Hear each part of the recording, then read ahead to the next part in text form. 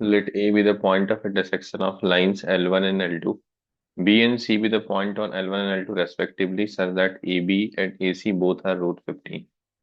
तो यहाँ पे आपके पास दो लाइन है, something like this is line L1, this is line L2। तो ये दोनों लाइन किसी पॉइंट ए पे मीट कर रहे हैं। बी और सी जो दो पॉइंट है, मान लीजिए ये अगर L1 है, ये L2 है, तो बी आपका L1 पे है और सी आपका L2 पे है। सच दैट ए बी और ए सी दोनों रूट 15 है। आप बी को इधर भी ले सकते हैं और सी को चाहे तो इधर भी ले सकते हैं। तो आपको क्या चाहिए? Area of triangle A B C चाहिए।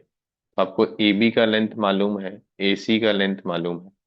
तो एरिया ऑफ ट्राइंगल का एक फॉर्मूला ये भी होता है कि अगर आपको दो साइड लेंथ मालूम है और उनके बीच का एंगल मालूम है, तो half into product of two side A B A C into angle between them, let's say कि उनके बीच का एंगल अल्फा है, तो इंटू साइन अल्फा। तो half into root 15 into root 15, मतलब 15/2 साइन अल्फा, ये आपको एरिया ऑफ ट्राइंगल दे देगा। फिर आपके पास दो लाइन है L1 L2, उनके बीच का एंगल चाहिए। तो angle between two line is basically angle between the D R of the lines. D R जो उनके वेक्टर हैं, लेट्स से कि वो B1 और B2 है, तो B1 dot B2 by mod of B1 mod of B2, जो dot product का रिजल्ट है, उससे हम एंगल निकालते हैं दो वेक्टर के बीच में। इस लाइन के अलॉन्ग जो वेक्टर होगा वो B1 होगा। जब आप उस लाइन को R equal to A1 plus lambda B1 format में लिख रहे होंगे, वेक्टर फॉर्म में, या फिर कार्टेशियन फॉर्म में, जो इनका डिनोमिनेटर है 1 0 - 1, वो उनका डी आर हो जाएगा। तो 1 0 - 1 हो गया, डॉट विथ दूसरे लाइन का डी आर जो इनका डिनोमिनेटर 3 4 5। डिनोमिनेटर को डी आर क्लेम करते समय ये जरूर देख लिया जाए कि एक्स वाई जेड का ऑप्शन 1 है या नहीं, जो कि है दोनों ही लाइन में। Denominator itself as a D R. 3 4 5 divided by उनका मैग्नीट्यूड। तो 1 0 - 1 का magnitude root of 1 square plus 1 square root 2 हो गया, और यहाँ पे root of 3 square plus 4 square plus 5 square root 50 हो गया, जो कि अगले स्टेप में 5 रूट 2 हो जाएगा।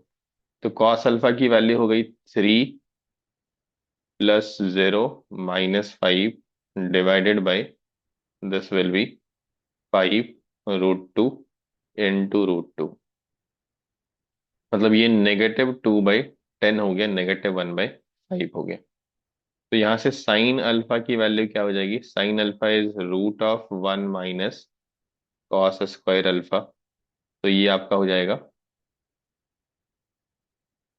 रूट ऑफ 1 माइनस -1/5 का होल स्क्वायर। तो 2√6/5 हो गया।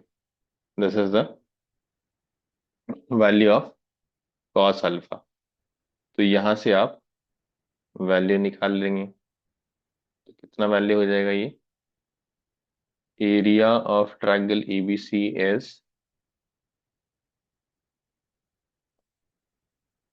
15/2 इंटू साइन अल्फा। तो 15/2 इंटू 2√6/5। आपको एरिया पूछा जा रहा है या एरिया का स्क्वायर पूछा जा रहा है? एरिया का square, square of the area of triangle ABC.